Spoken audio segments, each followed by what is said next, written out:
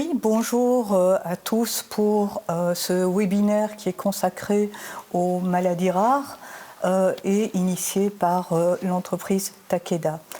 Alors pour nous accompagner dans ce webinaire, plusieurs spécialistes de la question, le docteur Roland de l'Institut de pathologie génétique, Madame Stéphanie Dubrul, psychologue de la même institution, et Madame Inès Demaret, éthicienne, qui a beaucoup travaillé ces questions. Alors peut-être puis-je vous demander, docteur Roland, de vous présenter? Oui, donc moi je suis pédiatre de formation, mais donc ça fait maintenant 20 ans que je travaille à l'IPG, donc dans le centre de génétique, et donc je suis à la fois métabolicienne et généticienne. Madame Dubrul? Oui, donc je travaille en fait avec le docteur Roland et je suis psychologue et neuropsychologue aussi à l'Institut de pathologie génétique et je travaille à l'Institut depuis 2 ans. Avant, je travaillais en fait à l'Institut Bordet avec des patients qui étaient atteints de maladies cancéreuses. D'accord. Madame Demaret? Alors moi je suis philosophe et bioéthicienne. Je suis donc professeure en haute école et je suis également administratrice d'une association RDB des maladies rares. D'accord. Nous allons commencer cette séance par le lancement d'un témoignage afin de pouvoir voir la manière dont ces pathologies peuvent être vécues, rencontrées et traversées.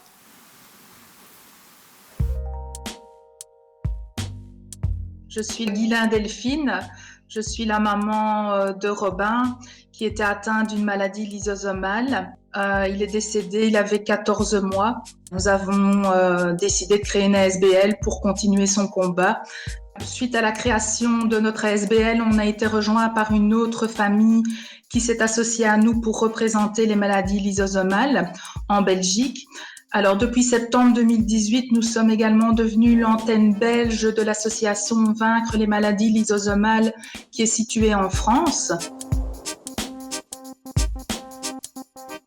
Les missions de notre ASBL sont principalement aider et soutenir les enfants et leurs familles.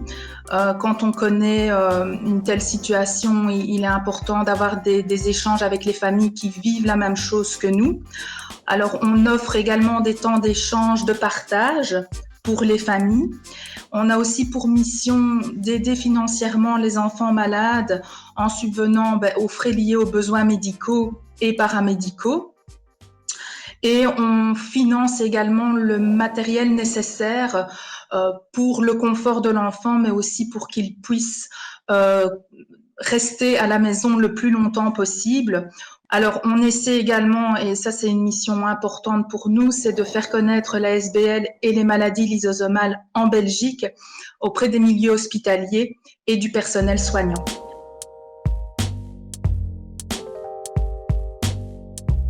Le message qu'on souhaiterait faire passer aux familles qui sont touchées, c'est rare mais pas seul. Voilà, on se sent parfois très seul par rapport à la maladie, mais voilà, une maladie rare, mais sachez que vous n'êtes pas seul. Mais voilà, on est disponible via une page Facebook, donc tous ensemble, main dans la main. Et nous avons également, depuis peu, créé un site internet, c'est www.lysosomalbelgique.be.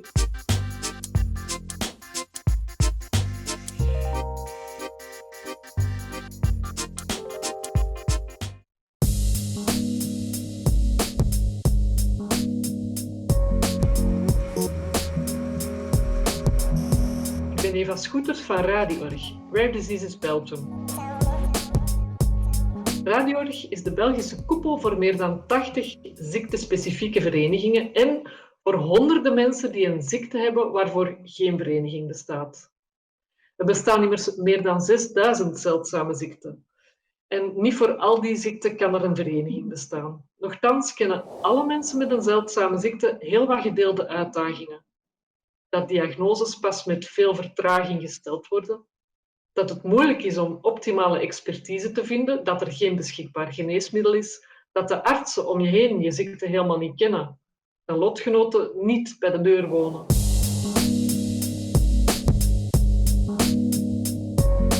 RadiOrg ijvert voor structurele maatregelen om de vele gedeelde problemen aan te pakken. Dat doen we op politiek niveau, bij beleidsmakers, in netwerken, bij het RISIF, noem maar op. Daarnaast ondersteunen we met onze infolijn iedereen die zijn weg zoekt naar lotgenoten of naar optimale expertise. Tot slot voeren we jaarlijks rond Zeldzame Ziektedag campagne voor meer maatschappelijke aandacht voor de zeldzame ziekte. Want meer aandacht leidt tot betere zorg. Ook jij kan je lid maken van RadiOrg. Bezoek zeker eens onze website.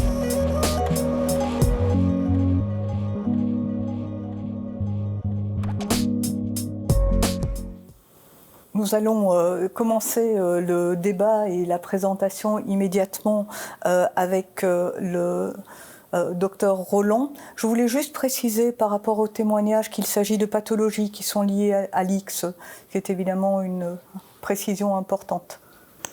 Voilà, bonjour. Donc aujourd'hui, je vais vous parler du thème des maladies lysosomales et de leur hérédité, et donc de leur mode de transmission. Voici mes conflits d'intérêts. Donc, quand on parle d'une maladie lysosomale, eh bien, on parle d'une maladie génétique, et donc cela implique effectivement la famille. Et donc, il est important de pouvoir, dans ce cadre, faire son arbre généalogique. Alors, on ne fait pas en médecine ce genre d'arbre très joli mais stylisé. En fait, en médecine, on utilise un génogramme où on va représenter les femmes par un rond, les hommes par un carré. On va unir un couple par une ligne horizontale et représenter la descendance par un Y ou un W inversé. Et donc, vous voyez ici dans ce génogramme, eh bien, on a essayé de représenter comment se transmettait au niveau de différentes générations une pathologie représentée en rouge qui est une maladie cardiaque et en vert un diabète. Et donc, construire son arbre généalogique doit demander un petit peu au patient de faire appel à sa mémoire, d'interroger la famille, de consulter des documents médicaux et parfois d'interroger des médecins spécialistes ou le médecin traitant qui a pris en charge les différents membres de la famille. Donc, si on veut comprendre comment se transmettent les maladies dans une famille, il faut qu'on revienne aux bases de la vie, au niveau de la cellule. Parce que dans le noyau de nos cellules, eh bien, nous avons des chromosomes. Et ces chromosomes, en fait, sont une pelote d'ADN. Cet ADN est très très grand et contient plus ou moins 20 000 gènes qui codent pour des protéines ou des enzymes qui peuvent être déficientes dans les maladies lysosomales. Alors ces 20 000 gènes que l'on appelle, qui constituent notre génome, ils sont répartis sur 22 paires de chromosomes. Et donc du chromosome le plus grand, le chromosome 1, au chromosome 22, le chromosome le plus petit, le matériel génétique est le même que l'on soit homme ou femme. Et on a hérité chacun d'un chromosome maternel et d'un chromosome paternel. C'est pour ça que nos chromosomes sont en double copie. Mais ce qui fait la différence entre les hommes et les femmes, c'est que la femme a deux chromosomes X, un hérité de son père, l'autre hérité de sa mère, et que l'homme a un chromosome X hérité de sa mère et son chromosome Y hérité de son père.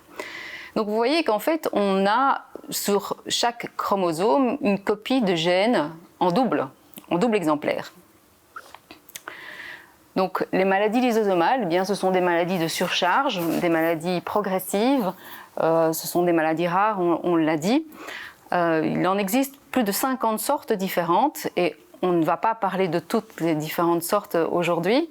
Ce sont des maladies qui peuvent atteindre parfois déjà la vie fétale, qui peuvent s'exprimer pendant la période pédiatrique ou parfois à l'adolescence ou encore plus tardivement à l'âge adulte.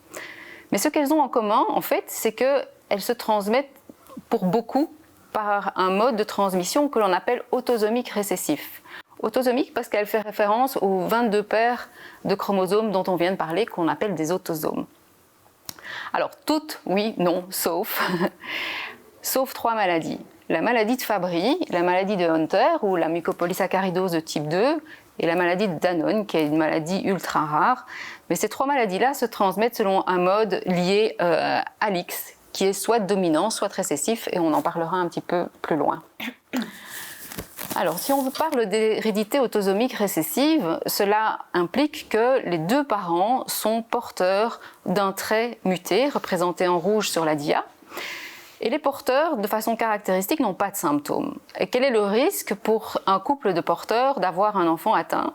Alors, si vous essayez les différentes combinaisons possibles de transmission de ce trait muté et du trait non muté en noir, vous verrez et vous obtiendrez qu'une fois sur 4, donc dans 25% des cas, on peut avoir un enfant qui hérite de 2 traits mutés.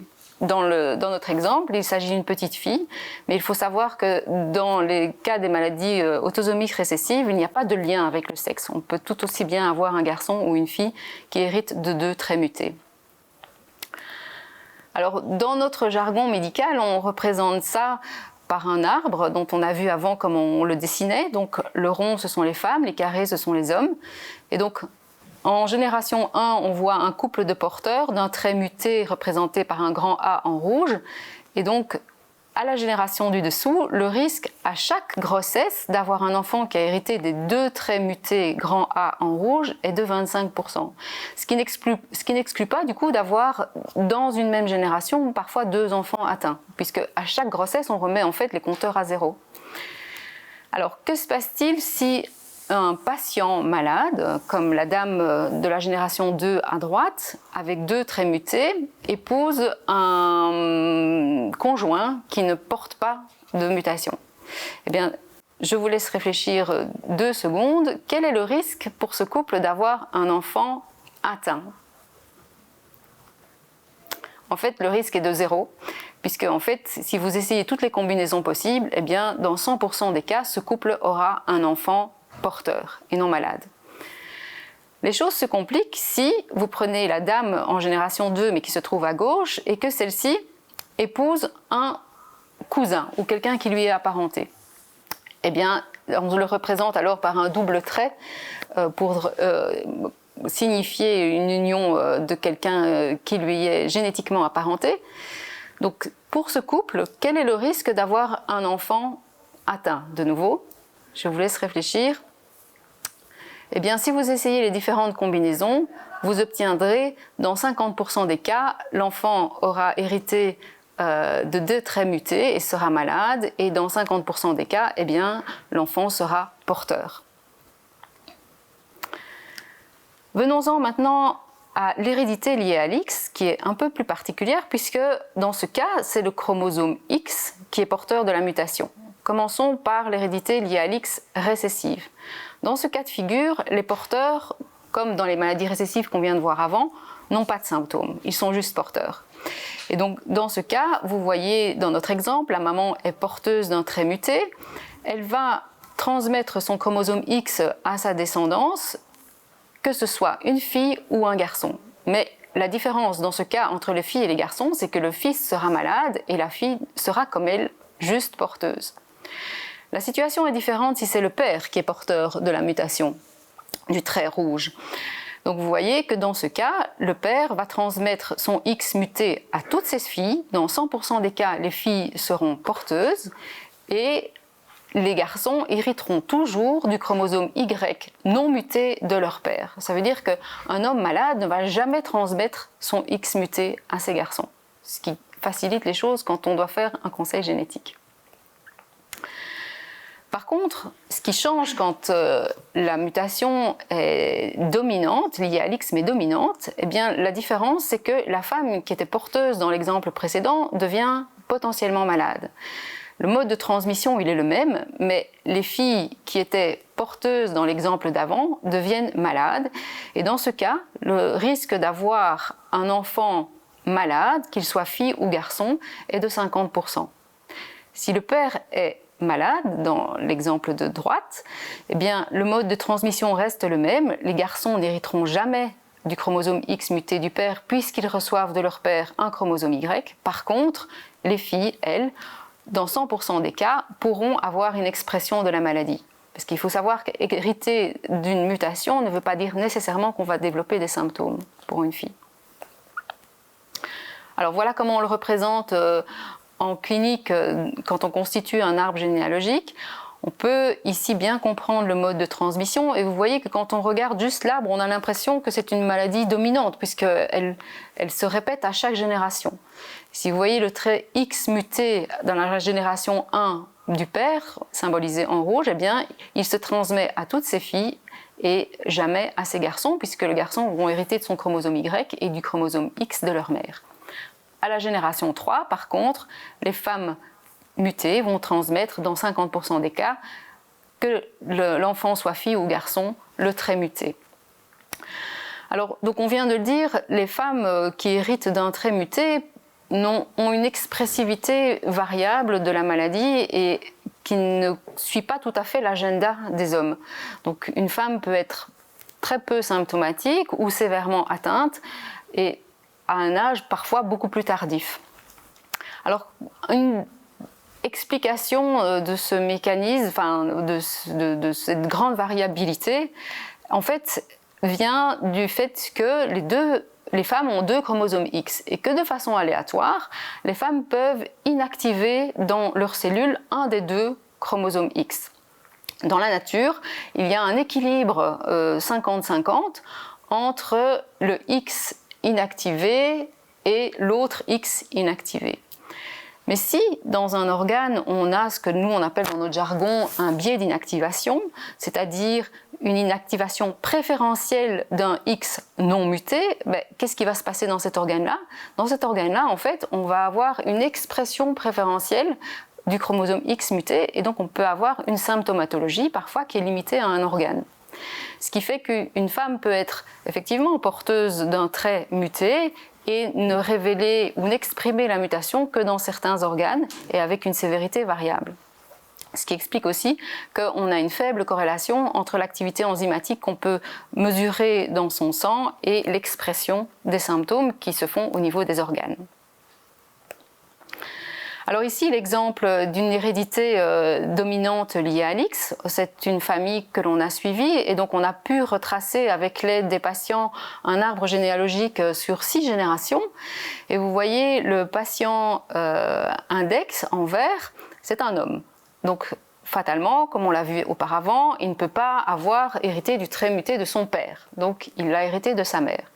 Et donc en investiguant cette famille, on a pu tester un certain nombre de patients et on a pu finalement, sur les 25 patients testés, découvrir que 10 étaient atteints, soit à un stade pré-symptomatique ou déjà symptomatique, mais étiquetés avec une autre maladie. Donc vous voyez, dans les littératures, on dit qu'en général, à partir d'un cas index, on identifie en moyenne 5 patients par famille, mais ici, quand on arrive à remonter plusieurs générations, on peut parfois trouver beaucoup plus de patients. Donc l'intérêt du conseil génétique familial, comme on vient de le voir, ça permet de détecter précocement les patients qui ne sont pas encore diagnostiqués, qui sont à un stade pré-symptomatique, et de leur proposer un suivi précoce. De leur proposer aussi éventuellement, quand c'est possible, un traitement précoce, mais aussi de pouvoir discuter de planification familiale. Et le moment optimal pour ça, c'est bien sûr avant la grossesse, avant de mettre une grossesse en cours, quand on est porteur d'un trait muté. Alors parfois, il y a une grossesse qui est déjà en cours et au moment où la famille apprend qu'il y a un trait muté dans la famille.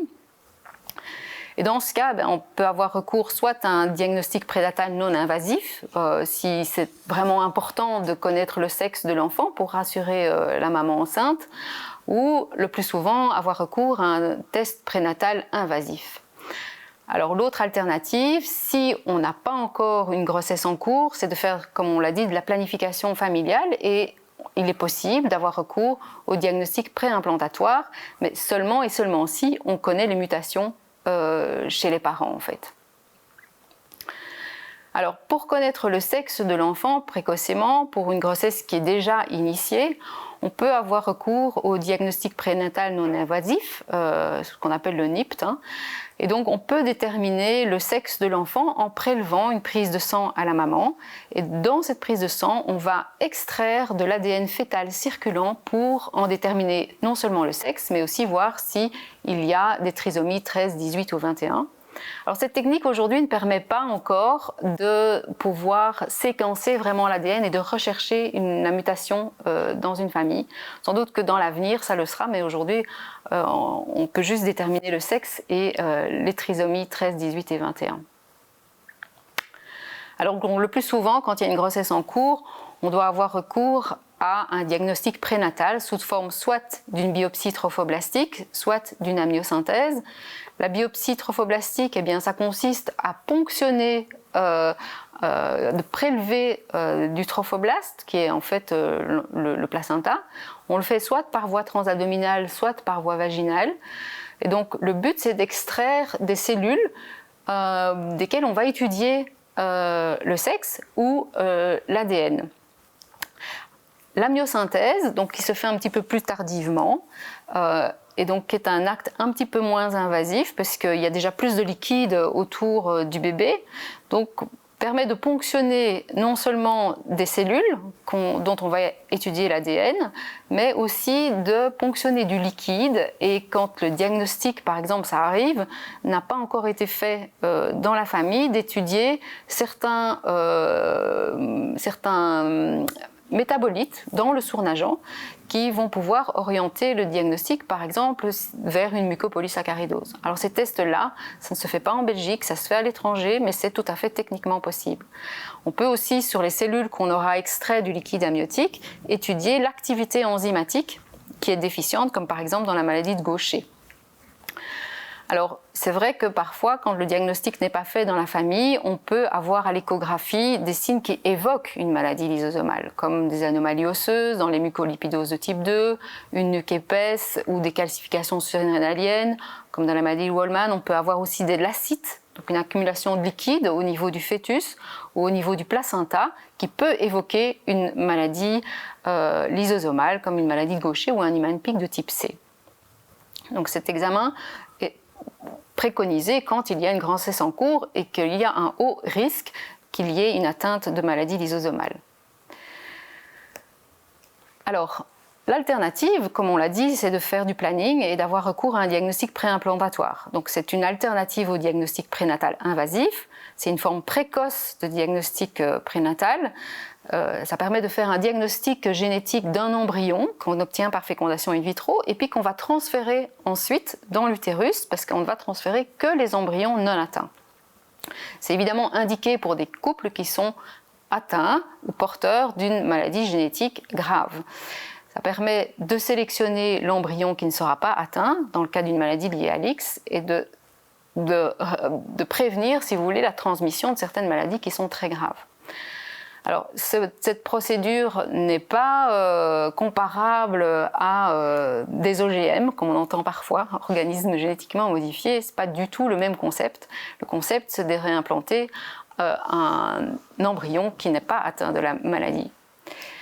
Mais il ne faut pas voiler la face, cette procédure est une procédure longue qui nécessite parfois plusieurs cycles. Et comment est-ce que ça marche ?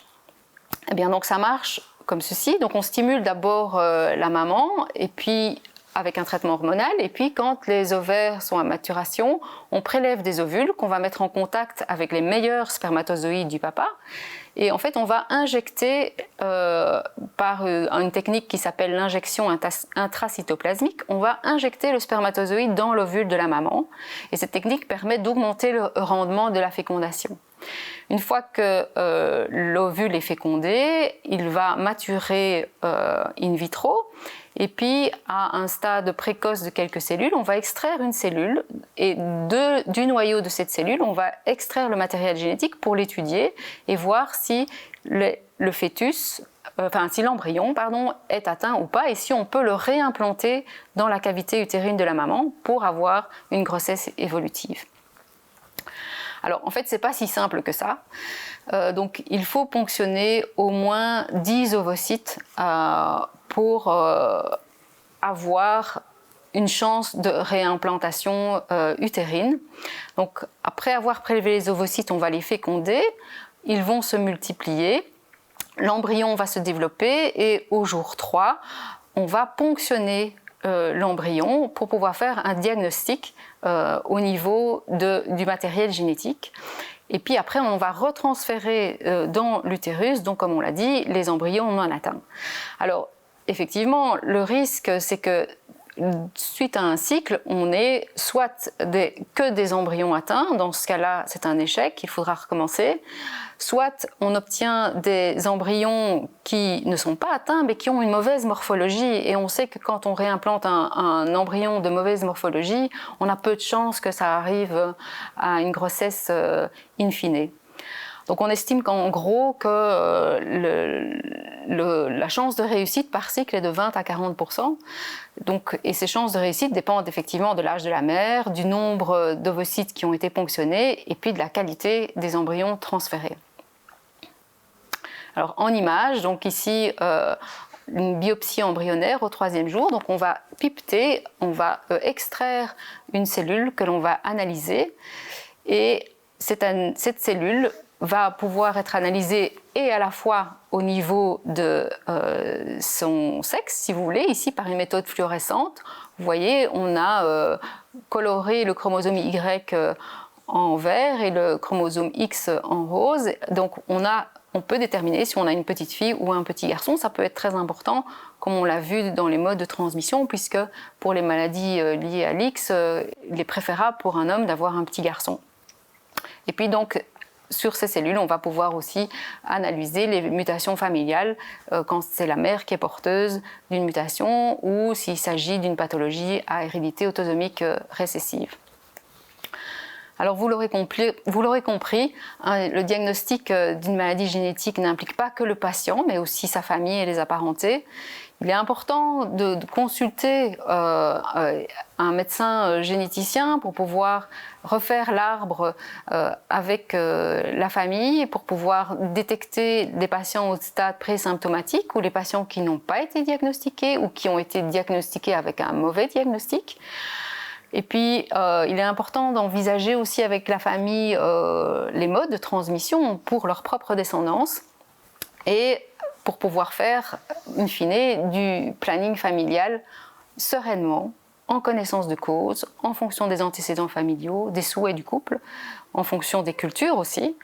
En fait, nous ne sommes pas là pour juger, nous sommes là pour informer et pour accompagner les choix et les parcours des patients.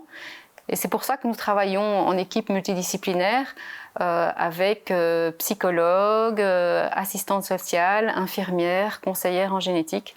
Et donc c'est important que les patients puissent être accompagnés dans ces différents aspects complexes des maladies lysosomales. Merci. Merci beaucoup pour cette présentation vraiment très claire et qui permet de couvrir déjà un bon nombre des aspects de ce sujet. Je vais passer la parole maintenant à Madame Dubrul pour les aspects cette fois plus psychologiques, ce que cela génère finalement chez les patients, leurs proches, leurs familles. Oui, donc bonjour. Donc aujourd'hui, je vais vous parler des aspects psychologiques des maladies lysosomales. Alors, j'ai un conflit d'intérêt pour cette présentation. Alors, aujourd'hui, je vais vous parler de 3 thèmes principaux, donc à savoir, premièrement, les aspects psychologiques du diagnostic. Deuxièmement, comment aborder le sujet de la maladie avec la famille. Troisièmement, comment intégrer la maladie dans le désir de fonder une famille. Et enfin, je clôturerai par une discussion. Alors, premièrement, les aspects psychologiques du diagnostic.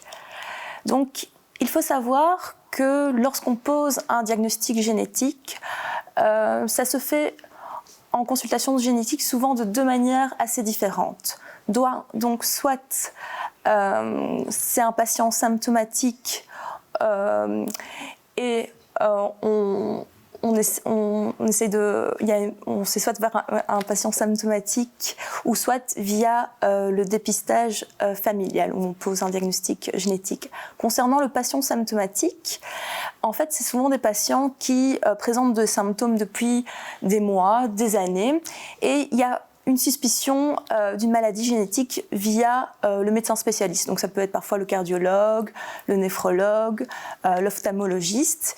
Et on évoque déjà en tout cas la suspicion d'une maladie génétique. Le patient, suite à ces suspicions de maladie génétique, il y a quand même une prédigestion de l'information par le patient.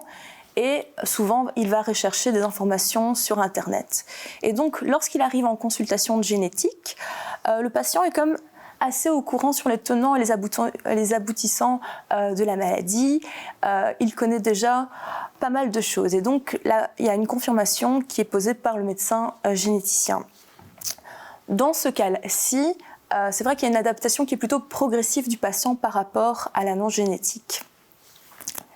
Concernant le deuxième cas de figure, concernant le dépistage familial, ici, lors des consultations de génétique, le patient, bien sûr, a une réaction qui est bien sûr variable d'un individu à un autre. Mais ce qu'on se rend compte lors des consultations de génétique, c'est que le patient arrive de manière beaucoup plus sereine si la formation a bien été transmise au niveau familial, si ses apparentés lui ont bien transmis toutes les informations. Et on se rend compte aussi que lorsque l'information n'a pas été transmise de façon optimale, lorsque l'information n'a pas été transmise du tout, parfois en fait le patient ne sait pas qu'il est porteur ou atteint de la maladie, et parfois l'annonce de ce diagnostic peut être vraiment vécue de manière assez brutale par le patient. Alors, qu'on soit dans le cas de figure numéro 1 pour le patient symptomatique ou dans le cas de figure numéro 2 concernant le dépistage familial, on se rend bien compte qu'en fait, dès qu'on arrive dans cette première consultation de génétique, en fait, on ouvre directement la porte d'entrée de son histoire familiale. En élaborant l'arbre avec le médecin généticien, on voit vraiment directement toutes les relations familiales dans lesquelles on est présent. Et donc, c'est vrai que parfois, on pourrait mettre en évidence des relations conflictuelles avec ses ascendants, ou parfois, lors de ces consultations de génétique, on peut même mettre en évidence certains secrets familiaux. Et donc, cette première consultation avec le généticien, vraiment, voilà, il y a quand même un certain bouleversement psychologique de la part des patients.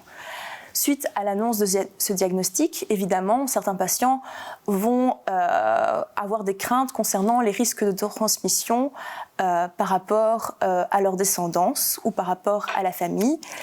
Et lorsque les relations familiales sont conflictuelles, certains patients peuvent aussi exprimer de la colère envers leurs ascendants.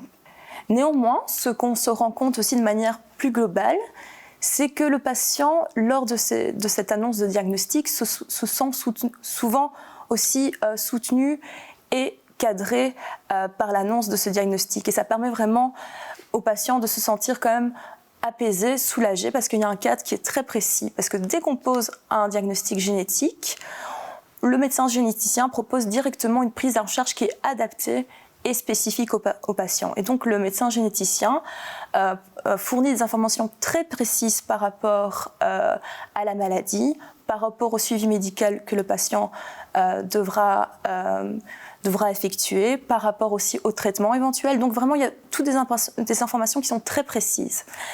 Également, lors de cette première consultation, on organise la prise en charge du patient. Donc, on explique tout le suivi médical qu'il devra effectuer pour mieux prendre en charge sa maladie. Et également, on explique en fait que le patient fait partie d'une convention de génétique. Et dans le cadre de cette convention de génétique, en fait, il est amené à rencontrer l'équipe pluridisciplinaire. Donc, c'est-à-dire qu'il est amené, par exemple, à me rencontrer, donc la psychologue. Donc, il peut bénéficier d'un soutien psychologique dans le cadre de ce diagnostic, mais pour la suite aussi. Il est aussi amené à rencontrer l'infirmière sociale. L'infirmière sociale, c'est une personne qui est ressource et qui permet en fait au patient de l'aider dans toutes ses démarches administratives. Et bien sûr, il est toujours aussi en lien avec le médecin généticien. Et le médecin généticien, c'est le médecin qui fait tiers par rapport aux différents suivis médicaux. Alors, grâce à cette prise en charge qui est adaptée et spécifique, souvent les patients ressentent quand même un soulagement, car ils se sentent soutenus, ils se sentent cadrés par rapport à leur maladie génétique. Alors pourquoi il y a ce soulagement ? Et c'est d'autant plus vrai pour le patient qui est symptomatique et où il y a eu quand même une errance médicale, c'est que le médecin généticien, le psychologue ainsi que l'infirmière sociale, il y a vraiment une reconnaissance des symptômes. Il y a vraiment une reconnaissance de cette errance médicale qui parfois a pu mettre des mois, des années avant de trouver vraiment le bon diagnostic. Et on reconnaît le vécu du patient.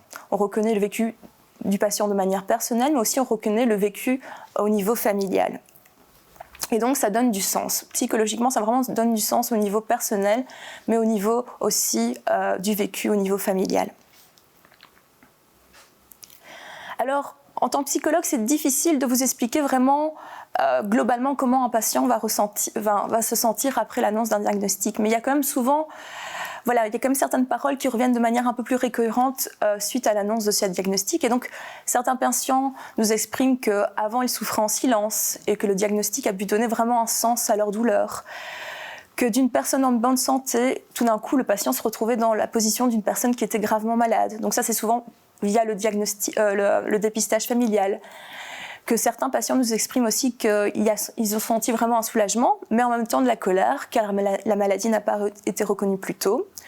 Certains patients, lorsqu'il y a des conflits plutôt familiaux, ressentent vraiment de la colère vis-à-vis de leur ascendant. Et certains patients aussi nous expriment le fait de s'être sentis accablés par la responsabilité d'avoir transmis la maladie à leurs enfants. Alors concernant les suites de l'annonce, donc si on devait dire de manière globale, en fait, les mois, les années qui suivent l'annonce du diagnostic, de manière générale, on se rend compte que l'information et la compréhension sont deux éléments clés pour construire son futur de manière sereine à travers la maladie. Et donc, on se rend compte que plus le patient est informé par rapport à au risque de transmission, par rapport à son suivi médical, par rapport au traitement éventuel, plus il a compris aussi tout ce processus, au mieux, en fait, il a toutes les clés en main pour agir contre les difficultés liées à la maladie et pouvoir vraiment être acteur de sa propre vie. Bien sûr, là aussi, ça dépend de la personnalité du patient, des ressources qu'il a à sa disposition, que ce soit au niveau amical ou au niveau familial, de l'histoire de chacun et des traitements possibles. Donc je voulais revenir aussi sur les traitements possibles parce que le fait de bénéficier de traitements, ça permet en tout cas psychologiquement d'avoir des perspectives. Et donc avoir des perspectives, c'est vraiment avoir un objet où on peut se baser sur. Et donc ça permet vraiment de canaliser son angoisse, ça permet d'agir et de mobiliser son énergie. Donc c'est vraiment, le traitement permet vraiment d'être acteur de son devenir et de mieux s'adapter, en tout cas aux difficultés liées à la maladie. Bien sûr, qui dit traitement, pour les maladies lysosomales ou pour des maladies génétiques, parfois c'est vrai que c'est difficile en tout cas de bénéficier de ces traitements. Il y a vraiment une lourdeur des démarches administratives. Qui dit traitement pour une maladie chronique dit aussi un traitement chronique, donc c'est-à-dire à vie. Et parfois, certains traitements peuvent aussi induire des effets secondaires tels que de la fatigue. Concernant la lourdeur des démarches, il faut savoir qu'en tout cas, le centre de génétique est aussi là pour vous aider à alléger toutes ces démarches, que ce soit le médecin généticien, mais aussi l'infirmière sociale. Et au niveau de la compliance au traitement par rapport aux effets secondaires, vous pouvez également bénéficier d'un soutien psychologique, mais aussi d'un soutien externe, par exemple à l'hôpital, suite à ces traitements. En règle générale, comme dans une vie sans maladie, c'est vrai que les patients oscillent entre différentes étapes qui sont parfois, il y a des moments d'espoir, il y a parfois des moments de découragement et il y a des moments aussi de réalisme. Et en règle générale, donc, il y a un passage de l'émotionnel suite à l'annonce du diagnostic, on est fort dans l'émotion et souvent, voilà, dans les mois qui suivent, les années qui suivent, ça dépend vraiment d'un patient à un autre. Il y a vraiment ce passage vers l'action où en fait on se mobilise et on va de l'avant et on met en place différentes choses pour vraiment s'aider au quotidien. Alors, comment aborder le sujet de la maladie avec la famille ? Donc, En règle générale, ce qu'on se rend compte lors de nos consultations de génétique, c'est que en fait, l'information circule bien dans la famille. Il y a vraiment une bonne transmission des informations, une bonne transmission du mode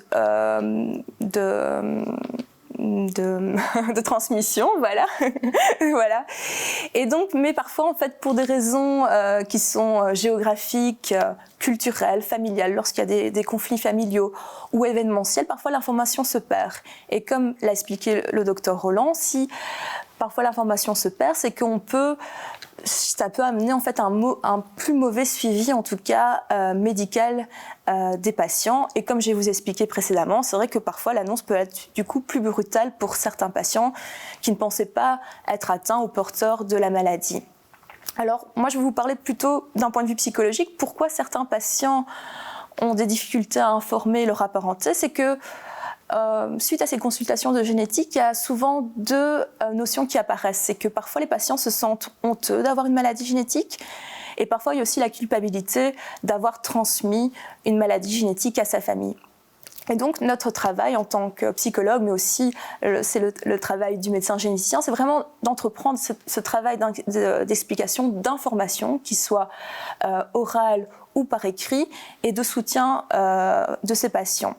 Et ce sentiment de culpabilité peut vraiment se transformer en responsabilité. En responsabilité, je suis acteur, je peux transmettre en tout cas cette information à ma famille afin qu'ils puissent bénéficier d'un meilleur suivi médical et de détecter plus précocement si on est atteint ou porteur d'une maladie génétique. Et psychologiquement, ce sentiment de responsabilité d'être acteur de sa propre vie, c'est vraiment un sentiment qui est davantage porteur que ce sentiment de culpabilité où on a plutôt tendance à se renfermer sur soi. Évidemment, on s'adapte aussi à la temporalité des patients. Alors, comment intégrer le désir, la maladie dans le désir de fonder une famille ? Évidemment, le désir d'enfant est variable en fonction des personnes. Mais les difficultés liées à la maladie, les traitements, la lourdeur des démarches peuvent intervenir sur le désir d'enfant et entraîner pour certains le désir de ne plus avoir d'enfant. Concernant le désir d'enfant, si on souhaite en fait avoir un enfant et ne pas transmettre la maladie, donc comme expliquait le docteur Roland, on peut avoir soit recours à un diagnostic prénatal, soit à un diagnostic préimplantatoire. Concernant le diagnostic prénatal, évidemment, si le test est positif, il y a toute une multitude de sentiments qui peuvent arriver au niveau du couple. Et nous, ce qu'on conseille en tout cas, c'est de peut-être mettre dans la confidence quelques amis proches, peut-être une ou deux personnes de la famille proche. Comme ça, lorsque c'est un peu plus compliqué, lorsque voilà, on est dans ces démarches, on peut avoir quand même ces personnes, on peut se confier en tout cas à ces personnes ressources. On peut également bénéficier d'un groupe de parole, donc de couples qui ont vécu les mêmes expériences. Évidemment, on peut également bénéficier d'un suivi psychologique. C'est vrai que l'idéal, en tout cas, c'est de s'entourer, mais avec des personnes qui sont de confiance, avec un petit cercle. Concernant le diagnostic préimplantatoire, comme l'a expliqué le docteur Roland, c'est souvent des démarches qui sont très longues sur le temps, et ça peut être éprouvant pour le couple. Donc nous, ce qu'on conseille en tant que psychologue, c'est en tout cas d'instaurer des pauses, de ménager des périodes pour se retrouver, que ce soit de manière individuelle, mais également pour se retrouver en couple. Et on conseille également de continuer ces activités de loisirs, ces petites activités qui nous font du bien au moral et à l'esprit, car on se rend compte que comme c'est des démarches longues, ce qui permet en tout cas de tenir sur du long terme, c'est vraiment d'avoir ces espaces où on peut se ressourcer, ces espaces en tout cas qui nous font du plaisir. Et c'est vraiment important en tout cas pour suivre toutes ces démarches d'une manière vraiment sereine. Et donc plus on arrive quand même à trouver ces petits moments de temps pour soi, plus en fait on se rend compte que voilà, le diagnostic préimplantatoire se fait de manière sereine pour le couple. Également, comme pour le diagnostic prénatal, on peut proposer un suivi psychologique. Alors, quelles sont les autres alternatives au DPN et au DPI ? C'est vrai que certains patients pourront avoir recours soit au don de spermatozoïdes, au don d'ovocytes ou au don d'embryons. Il y a des patients qui pourront avoir recours à l'adoption. Et d'autres patients aussi préféreront avoir un enfant de façon naturelle, même s'il y a un risque que l'enfant soit atteint ou porteur de la maladie. Donc ici, ce qu'on peut voir, c'est que le désir d'enfant est vraiment variable d'un couple à l'autre. Et nous, ce qu'on essaye en tant que psychologue, c'est vraiment, en tout cas, avant de choisir laquelle alternative on se sent plus à l'aise, c'est vraiment de prendre ce temps en couple, d'en parler et de voir dans quelle situation on se sentira en tout cas le plus à l'aise. Et vraiment cette communication, en tout cas en couple, permet vraiment de mieux anticiper les choses et on se rend compte en effet s'il y a une bonne communication au niveau du couple sur le choix dans lequel on va s'orienter. Psychologiquement, en fait, en effet, on arrive plus facilement à faire face aux difficultés liées aux différentes alternatives. Alors, en discussion, donc, que ce soit l'équipe médicale ou l'équipe paramédicale dans les centres des génétiques, en tout cas, on essaye vraiment d'informer les patients de la manière la plus précise possible. Comme je vous avais expliqué précédemment, on se rend compte que lorsque l'information est bien transmise, lorsque l'information est bien comprise, concernant les risques de transmission, concernant le suivi, concernant les traitements éventuels, en fait, on se rend compte que psychologiquement, les personnes arrivent mieux à s'adapter aux difficultés liées à la maladie. Et cette information, nous, en tant que psychologue, en tant que médecin généticien, on doit la fournir quel que soit l'âge. Donc parfois, en fait, on est amené à expliquer la maladie aux enfants des patients qui sont malades, ou parfois aux frères et sœurs de certains de nos patients. Et donc, on se rend compte, même pour les enfants, que si on leur explique avec des mots simples, bien sûr, adaptés à l'âge, qu'en effet, voilà, il y a un climat qui est beaucoup plus serein suite aux difficultés liées à la maladie. En tout cas, on est également là pour vous accompagner dans toutes les démarches, qu'elles soient administratives ou médicales. Nous essayons en tout cas d'être tenus au courant des dernières avancées médicales et thérapeutiques. Nous essayons de vous fournir une écoute qui est la plus empathique possible. Lors de nos consultations génétiques, on essaye aussi d'instaurer vraiment un climat de confiance pour que le patient se sente en sécurité lors de ces consultations génétiques. Et on essaye aussi de reconnaître toutes les difficultés qui sont liées à la maladie, qu'elles soient au moment du diagnostic, au moment du suivi médical, mais également lors du désir d'enfant.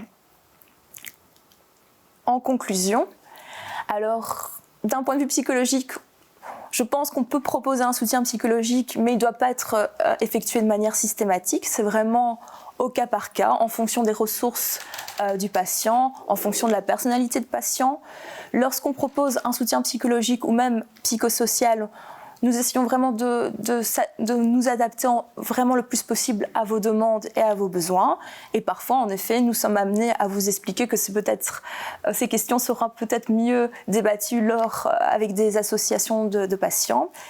Et concernant le désir d'enfant, il n'y a pas de bon ou de mauvais choix, mais que nous sommes vraiment là pour vous accompagner dans votre chemin de réflexion et même votre chemin de réflexion à travers la maladie. Merci. Merci beaucoup pour cette approche et d'avoir vraiment mis en évidence une série de difficultés dont on ne se rend pas nécessairement compte et finalement aussi du support que peut constituer finalement l'annonce d'un diagnostic, la possibilité d'avoir une équipe sur laquelle s'appuyer pour pouvoir se mettre finalement en action. Et je trouvais que c'était particulièrement clair dans votre exposé, finalement, ce trajet qui est aussi l'annonce du diagnostic et son passage finalement d'un destin à un destin que l'on peut maîtriser à travers la prise en charge, l'accompagnement médical et les traitements. Alors, on va passer maintenant à un autre aspect qui a aussi été soulevé par petites touches, mais qui sera maintenant affronté, je dirais, de face. Ce sont les aspects proprement éthiques, les questions de responsabilité que chacun peut se poser, aussi bien en ayant la maladie qu'en ayant la possibilité éventuelle de la transmettre. Et là aussi, finalement, les questions questions sont loin d'être évidentes et les réponses encore moins. Bonjour à tous. Donc, merci pour cette introduction. Donc, nous allons maintenant nous intéresser donc à la question éthique au niveau qui concerne le dépistage génétique. Alors, mon exposé va s'articuler donc en 4 points. Le premier va constituer au niveau de l'information du patient d'un point de vue éthique mais également juridique. Il y a une loi des droits des patients auquel je vais faire référence. Nous passerons ensuite au dépistage génétique au niveau de l'adulte puis de l'enfant. Et enfin, nous terminerons par le dépistage préimplantatoire. Alors, tout d'abord, il est important donc de se rappeler que l'information au patient, comme on l'a déjà vu dans les 2 exposés, est vraiment au centre du dépistage génétique. Pour ce faire, il l'est évidemment aussi au niveau éthique et au niveau du droit.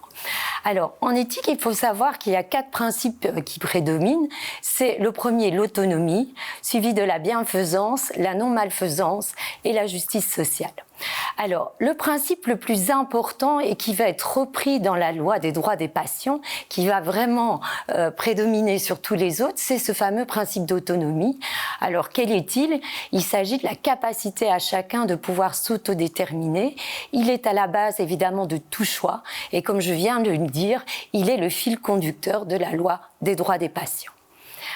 Alors, le deuxième principe, c'est la bienfaisance. Il s'adresse ici aux professionnels de la santé, qui doivent évidemment aider le patient, assurer son bien-être, mais tout en respectant son autonomie, c'est-à-dire qu'on ne va pas aller vers un assistanat du patient.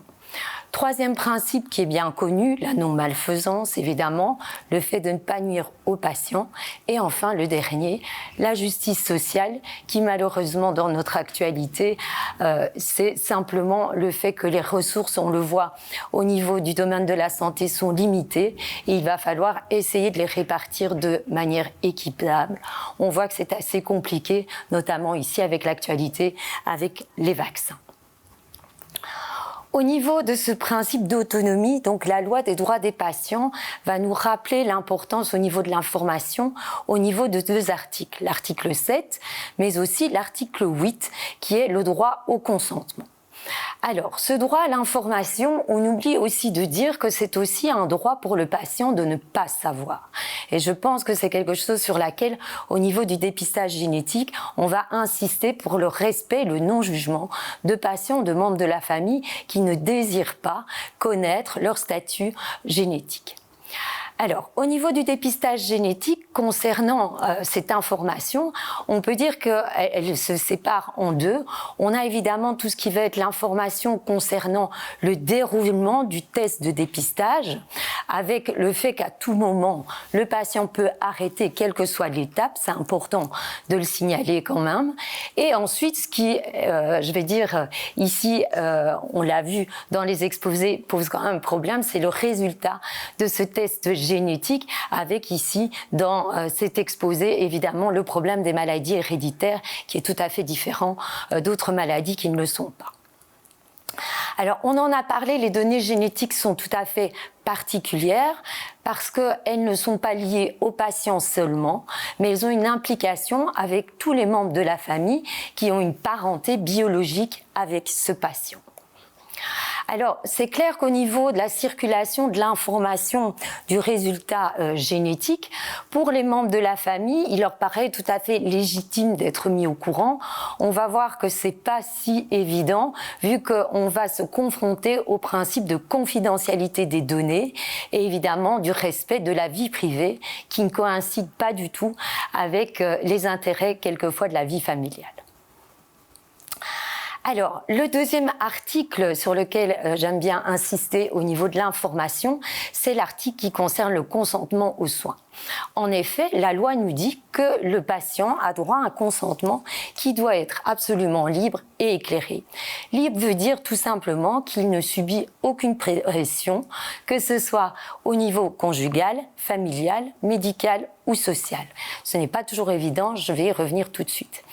Le consentement éclairé, tout à l'heure on a bien parlé de l'information et donc on insiste, on peut informer mais ce qui est surtout important c'est de s'assurer que le patient a compris l'information. Et donc en pratique justement c'est pas toujours si évident parce que quelquefois pour le professionnel de la santé il y a une distance qui va s'installer entre ce que le professionnel, le médecin ou le psychologue a donné comme information et est persuadé de l'avoir bien donné et le ressenti du savoir que le patient a eu et quelquefois on se rend compte que il y a vraiment un hiatus entre les deux. Enfin, au niveau du consentement libre, parfois c'est assez difficile vu qu'on a le respect normalement du principe de non-directivité du médecin qui est quelquefois mis à mal, surtout quand il s'agit de situations très critiques où, je vais dire, le pronostic quelquefois vital de certains membres de la famille pourrait être engagé et donc là, il y a quelquefois, on peut dire, une petite pression et donc on le voit tout de suite, c'est pas du tout évident de respecter ces droits des patients théoriquement et surtout dans la pratique. Alors maintenant, on va passer donc au dépistage génétique chez l'adulte. On en a déjà parlé. Il est important quand même toujours de signaler que l'expression d'une maladie génétique va varier d'un individu à l'autre, que ce soit, on l'a dit, au niveau individuel, mais lié aussi aux facteurs extérieurs. Deux situations chez l'adulte. On peut avoir d'un côté un patient symptomatique. Là, ce qui va se passer évidemment au niveau du résultat du test, on en a un petit peu parlé avec Madame Dubrul, soit dans ce cas-là, le résultat est positif et va se poser toujours la question est-ce que je le dis ou est-ce que je ne le dis pas à la famille, soit le test pour un patient symptomatique est négatif, ça peut être à la fois un soulagement en se disant je n'ai pas cette mutation génétique, mais ça peut être aussi stressant et angoissant vu qu'il n'a toujours pas de réponse diagnostique. Alors, au niveau de la confidentialité des données, évidemment, lorsque le patient, le résultat est positif, il y a deux droits sur lesquels on va s'appliquer, qui est le premier droit du respect du corps humain. Alors, ce droit, c'est un droit général que l'on va retrouver dans tout ce qui correspond à des tests liés au corps humain.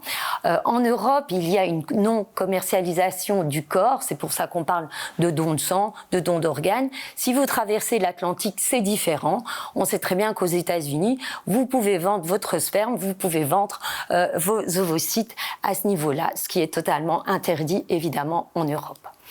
À côté de ça, nous avons une information, ce qu'on appelle une information génétique secondaire, vu que dans le premier cas, c'est ce qu'on appelle l'information génétique primaire.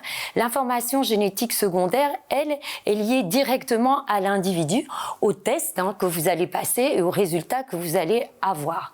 Ce problème de diffusion de l'information se pose à la fois par l'individu lui-même, par également les personnes tierces, c'est-à-dire les médecins, ça peut être un institut de pathologie, mais également par les membres de la famille. Alors, lorsque le patient est asymptomatique, la question va être une question claire au niveau de la pathologie. La pathologie qu'il pourrait avoir au niveau génétique, quelle est-elle? Est-ce qu'elle est grave? Est-ce qu'il y a un pronostic vital qui est engagé? Quand va-t-elle se déclarer? Quelles vont être les conséquences pour le patient? De nouveau, une pathologie n'est pas l'autre.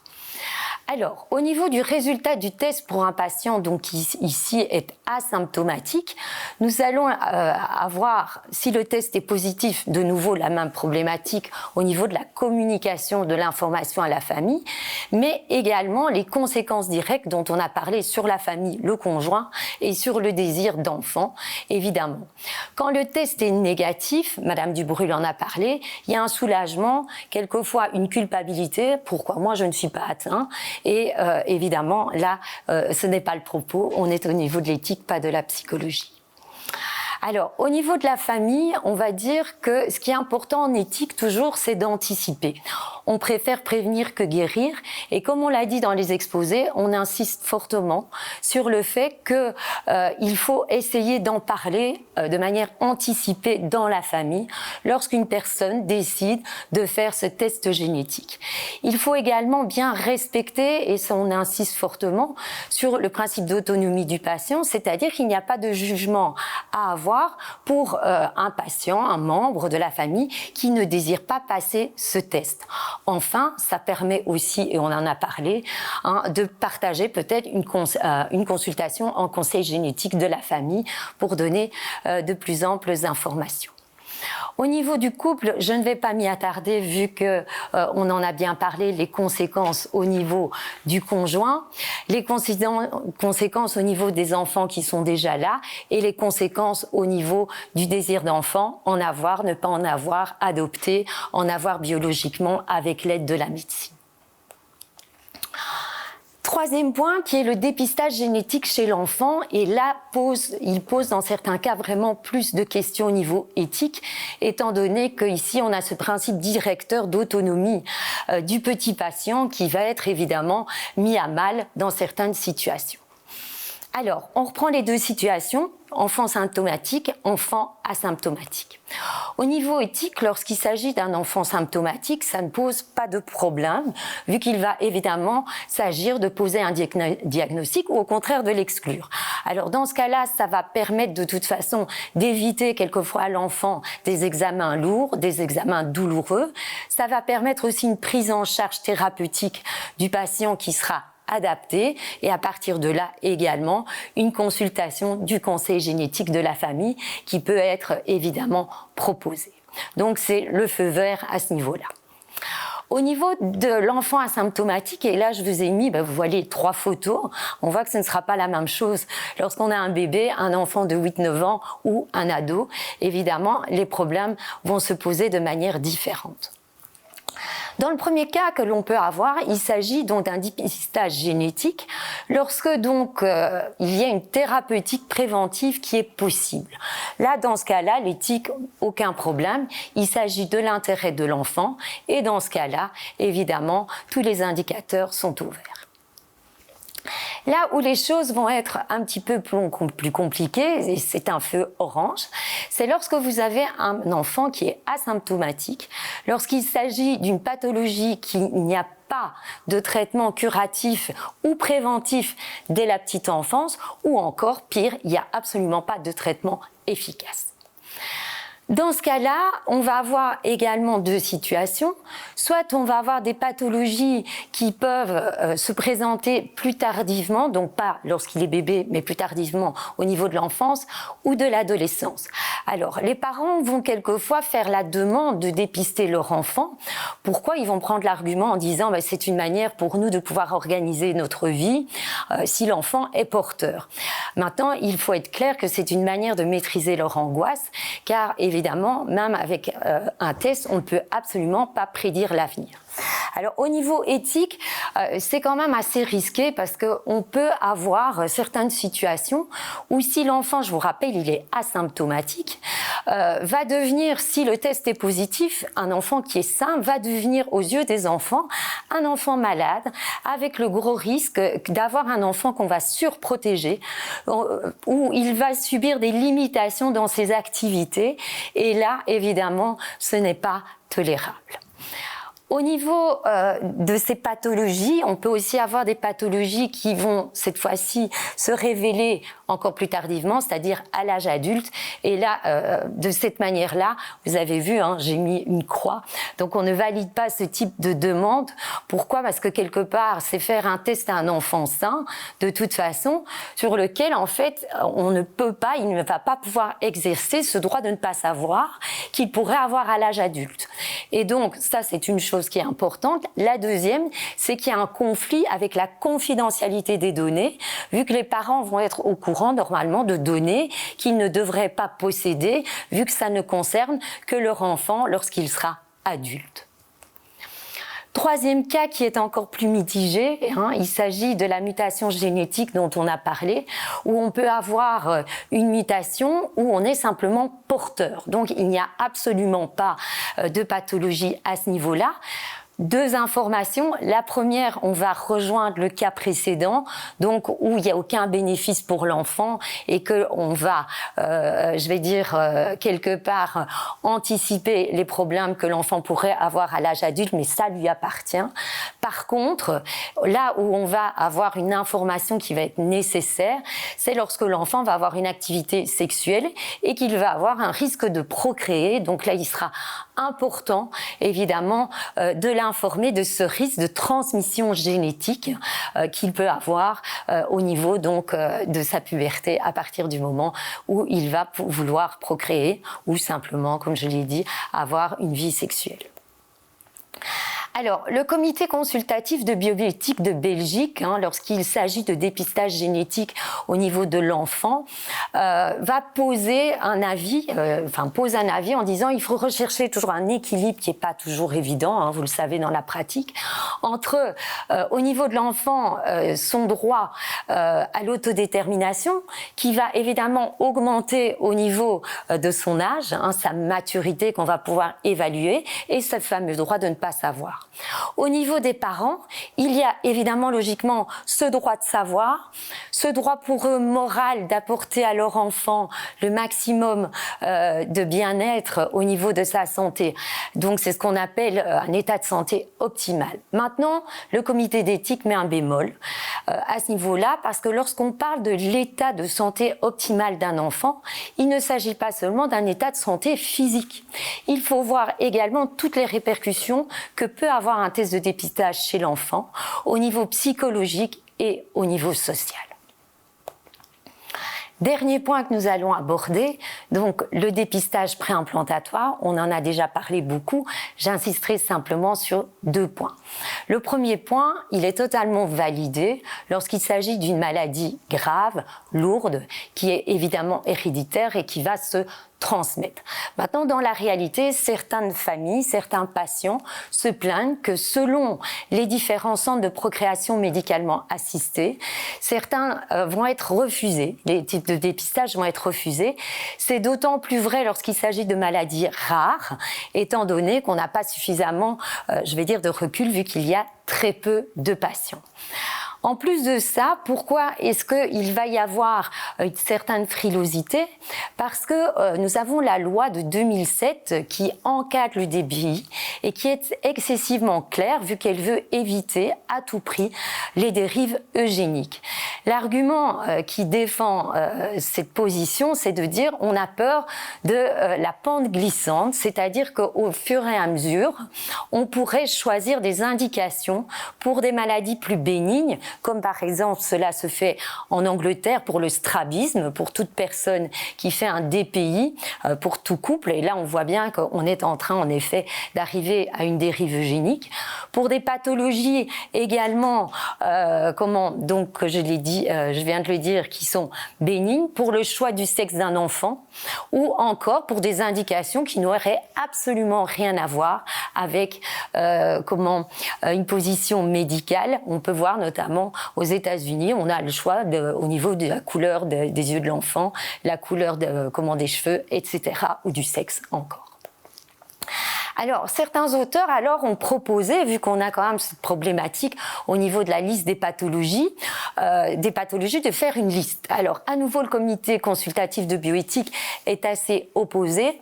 Pour 3 raisons. La première, une discrimination. Si on prend simplement les maladies rares, on sait qu'on en a de 6 à 8 000, qu'il y en a 80% qui sont génétiques, et c'est évidemment rien que pour là, on ne peut pas screener toutes les maladies, et donc discrimination à la fois pour des pathologies qui sont inscrites sur la liste, mais aussi pour les patients dont la pathologie n'est pas inscrite. Deuxième raison, le fait, on l'a dit tout à l'heure, qu'il y a un degré d'expression de la maladie au niveau de la gravité qui va varier d'un individu à l'autre. Et le troisième, je pense, qui est aussi très important, c'est le vécu personnel pour les patients au niveau de leur souffrance. Elle est individuelle et on ne peut pas, absolument pas faire de généralité.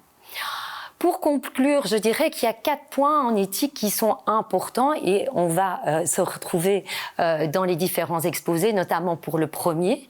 c'est l'information absolument au patient avec le fait de s'assurer de la compréhension des données faites au patient et comme on l'a dit, ça peut mieux circuler également dans la famille. Deuxième chose, l'anticipation au niveau du choix d'un test de dépistage, que ce soit expliqué, que ce soit compris par la famille, avec le troisième point, toujours le respect du droit de ne pas savoir pour tout membre de la famille. Enfin, pour clôturer, pour l'enfant, je crois que vous l'avez compris, ne pas oublier que c'est un enfant, mais qu'il a droit aussi à son principe d'autonomie, d'autodétermination et du fait de ne pas savoir également. Voilà. Merci pour votre attention. Merci beaucoup pour ces derniers points d'analyse. Alors, plusieurs questions nous sont parvenues qui sont vraiment, je trouve, des questions importantes qui permettent aussi de bien comprendre la situation des personnes. Et l'une d'entre elles était, voilà, je suis un homme, j'ai la maladie de Fabry, je ne souhaite pas transférer, communiquer cette pathologie à mes enfants, ce qui signifierait pour moi ne pouvoir avoir que des garçons. Est-ce que dans ce cadre-là, il est possible de choisir le sexe de l'enfant dans le cadre d'un diagnostic préimplantatoire ? Mais oui, c'est techniquement possible. C'est techniquement possible. Maintenant, voilà, je sais que en fonction, on l'a évoqué tout à l'heure, en fonction des centres auxquels on fait appel, ce genre de demande sera accepté ou refusé. Parce que c'est vrai que les femmes, parfois, sont peu symptomatiques, voire symptomatiques à l'âge adulte. Et donc, éthiquement, c'est difficile de dire qu'on sélectionne un garçon alors que la femme sera peut-être pas ou atteinte à l'âge adulte. Mais on sait aussi qu'on a des petites filles qui sont symptomatiques. Hein, donc pour moi, ça se justifie, mais ça, c'est mes croyances. Après, toutes les combinaisons sont possibles en fonction des centres auxquels on s'adresse, en fait. Oui. Parce qu'il faut savoir que chaque dossier est quand même soumis à un comité d'éthique aussi. Oui. Au niveau des, et donc les centres. Décisions sont chaque fois personnalisées. Oui, et sont collégiales aussi. Absolument. Absolument. Alors une autre question qui est venue et qui revient fréquemment est de savoir, voilà, toujours dans le cadre de la maladie de Fabry, à partir de quel âge doit-on en parler à sa fille à quel âge aborde-t-on ce type de sujet avec elle ? J'imagine qu'il n'y a pas de réponse unanime, univoque, mais grosso modo, que conseilleriez-vous ? Il faut savoir que dans les familles où il y a déjà un parent qui est symptomatique, les enfants voient leurs parents souffrir. Les enfants voient le papa ou la maman qui a des crises d'acroparesthésie, qui a mal dans les mains. Les enfants se posent des questions. On a même des enfants qui imitent les symptômes de leurs parents, qui eux aussi, tout d'un coup, ils ont mal dans les mains. Mais parce qu'ils se demandent s'ils ne peuvent pas attirer l'attention aussi comme ça. Donc, quand on les testait, je pense que ça dépend un petit peu... c'est vraiment quelque chose à discuter avec le parent, de savoir quel est le degré d'angoisse, c'est ce qu'ils mettent dans la transmission de l'information. Et ça, c'est beaucoup débattu aussi avec la psychologue, parce que c'est vrai que c'est pas un diagnostic qu'on jette à la tête de l'enfant. Je pense que c'est quelque chose, il doit être préparé s'il a un risque effectivement de développer la maladie par la suite. Oui. Et donc, je dirais que c'est vraiment du cas par cas. Il n'y a pas d'âge. Maintenant, si on sait qu'il y a un risque d'être symptomatique, eh bien, effectivement, on va déjà tester, voir si l'enfant a des symptômes. Un petit garçon qui se plaint d'acroparesthésie, il y a de grandes chances qu'il ait hérité de la maladie de Fabry. Donc lui, on va le tester. Tout à fait. Alors si on prend la maladie de Gaucher, cette fois une autre question est venue éclairer un aspect qui me semble également important. Imaginons que j'ai un partenaire qui est atteint de cette maladie. Je voudrais savoir si moi, éventuellement, je ne l'ai pas. Est-ce que dans ce cadre-là, je peux faire un test ? Est-ce qu'il sera remboursé ? Alors, c'est vrai que pour ces maladies qui sont des maladies rares, hein, la probabilité que le conjoint soit aussi porteur, elle est somme toute assez faible. donc dans la population générale. Dans le passé, c'est vrai que quand on avait ce type de maladie, on ne testait pas systématiquement le partenaire. Aujourd'hui, c'est un peu différent parce qu'aujourd'hui, on a accès aux technologies, en fait. Finalement, séquencer un gène, c'est pas très compliqué et ça coûte pas très cher. Donc, c'est vrai que du coup, l'évolution des mentalités aussi médicales ont changé. Et c'est vrai qu'on va plus facilement tester un partenaire d'un conjoint atteint aujourd'hui qu'on l'aurait fait par le passé. Même si on reste dans une probabilité faible dans la population générale. C'est pas la même chose si on a épousé son cousin. Alors j'ai aussi une question plus générale, qui est, j'ai une maladie lysosomale, est-ce que je dois en parler avec ma mutualité, mon employeur, qui dois-je avertir? D'un point de vue éthique Mais tout va dépendre aussi des symptômes qu'on va développer, évidemment. Je sais bien, par exemple, on l'a vu dans la vidéo, par exemple, au niveau des assurances, si vous développez la maladie, vous êtes obligé de le dire. Par contre, si vous êtes asymptomatique, là, la loi belge vous protège et vous ne devez pas le dire. Donc voilà, à ce niveau-là.